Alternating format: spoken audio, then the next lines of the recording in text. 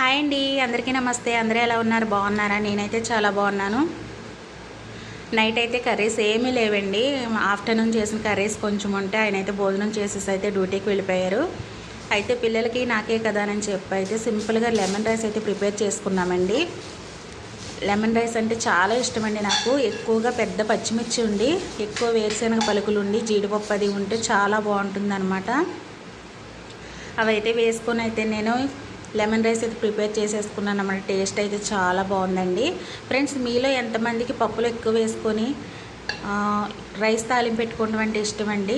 నాకైతే కామెంట్ చేయండి. ఇప్పుడైతే ఇది రెడీ చేసేసుకున్నాను కదా, పిల్లలకైతే పెట్టేసానండి. నేను కూడా పెట్టుకొని తెచ్చుకున్నాను. వేరుశెనగ పలుకులు బాగా క్రిప్సీగా అయితే ఫ్రై అయ్యాయండి.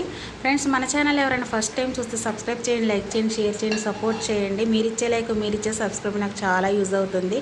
బాయ్ అండి.